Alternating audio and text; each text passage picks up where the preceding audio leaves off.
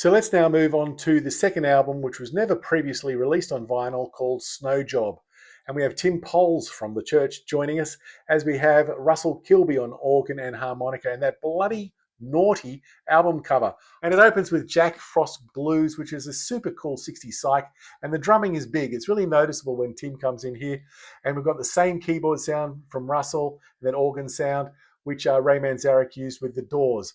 Fantastic vocals, and I love the backing harmonies. This is a really groovy song. And if it's about the vampiric power lords who are plundering the music business, then yes, I get it. But do you get it? What did you get? Put it down in the comments. Aviatrix is up next, and this is a beautiful song about the need to escape and the joy of flying. And because of that joy of flying, Kilby's voice is up very high in the verses, and they're beautifully harmonized. It's beautifully harmonized by Grant. I love the guitars too. At times we have one sort of dirty sound coming out and one clean sound. They work together extremely well. And the instrumental section towards the end of the song, the soundscape there, is absolutely gorgeous. Definitely a fave. Now we're breathing thin air. You could lose entire city up there. You could fall and fall nowhere. You could easily disappear up there. I'm gonna fly, fly, fly somewhere. Fly somewhere.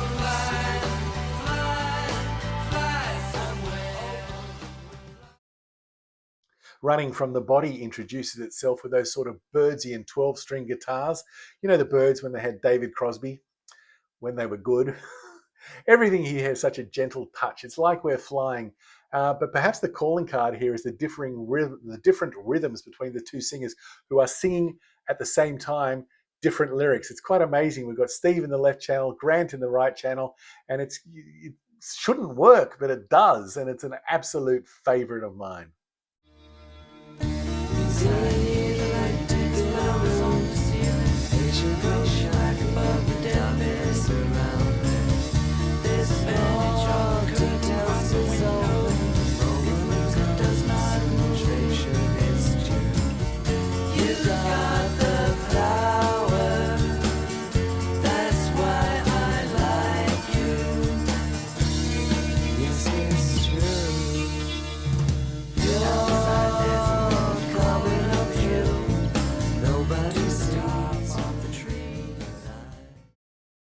And we've got this sort of different beast coming up next in Shakedown, and we get plenty of grunt from the guitar, from the bass, and then there's Grant who's rapping over the top of it.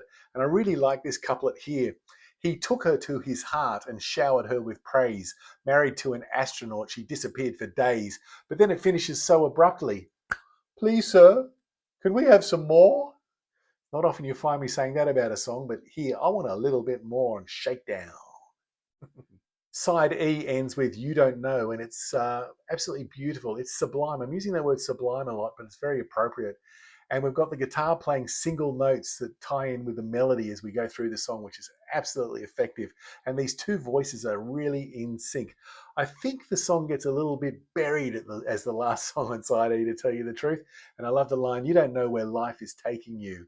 You don't know what life is, do you? It's mandolin time with the next song, which is called Weightless and Wild, and we've got this slow build-up for an imaginary spaghetti western. I really like the distorted guitar in the chorus. It seems to play against the beat, which is very, very cool. And this is a perfectly all right song, but it's not my type of song.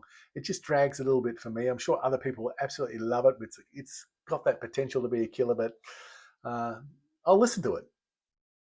We move on now with Pony Express, and I really like the whomp on the drums from Jamie Pattigallen. Hope I've got that name right. I love the opening vocals. I love the harmonies behind the melody and the way that they intertwine. It's really cool. Grant is sounding very machine-like here, and this is a pretty cool song overall. I'm not quite sure what the middle eight's doing here, but maybe it'll grow on me. We'll see. There's a real tenderness in the next song, which is called Cousin Angel. It's a simple song, but the tenderness really tends to amplify the personal nature of it. And then we've got these guitars which ramp up towards the chorus. I'm getting a little feel of Simon and Garfunkel here, and maybe that's not a bad thing, although it doesn't completely work for me, and I think the song goes on a bit too long.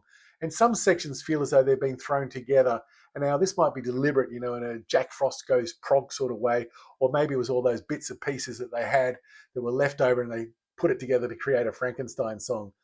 You know, the last time I listened to this song, I liked it more than I did the previous time. And I think it is going to be one of those songs which grow and grow and grow and one day become a fave, but just not now. The arpeggios on the 12 string, which open Little Song, are absolutely beautiful. And I really enjoy Grant's vocals here and how he sort of plays around with the rhythm that was established by Steve on the verses. The drums are quite low in the mix, and it is indeed a little song, but there's nothing wrong with that. Love these lines. She lives by the sea in a funny little house. She got an African manager and some Indian cows. She seems so distracted by the waves and the sand, she practices white magic on a black baby grand. It's not about right or wrong, it's just a little song. And it's also a huge fave. She practices white magic on her black baby grand. It's not about right or wrong, it's just a little song. The people next door stole some chickens, everyone wants to be friends. Cindy is just a beautician practicing a self-defense. Joey is greasing the Chevy, tattooed and awful thin, swearing that the light is heavy, dreaming about mortal sin. It's not about right or wrong, it's just a little song. She rolls the dice to determine the future. You can walk in her shoes. We've got these major keyboards on the final song, Closer, which really suggest that this is going to be an epic type of song to finish the album. Well, it does here, but it didn't initially on Snow Job. It's supported once again by these beautiful arpeggios, and I would have loved to have seen this song played live because it would have expanded and breathed more and become even more powerful on the stage. This song seems to feature more synth than anywhere else on the album. That's cool because beauty plus power equals success in my book. Beauty plus power equals success. And it's a fave. Absolutely. A favorite song.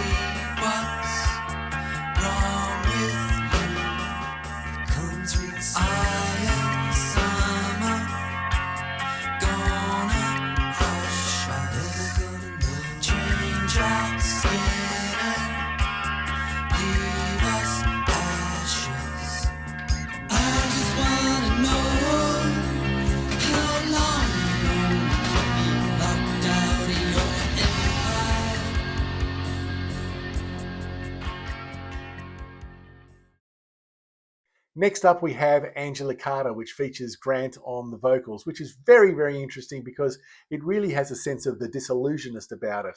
You know, that dark waltz or that scary sea shanty.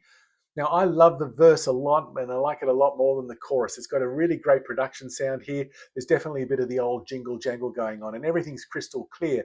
And the idea that this is not a fave, I suppose, is just telling us how good the rest of the album or the rest of the albums are. So it's not a fave, but it's a song I never want to skip. And I love these lyrics. Angela Carter puts down her typewriter and stares at the snow, her bones getting brittle, hair turning whiter. Such a long way to go.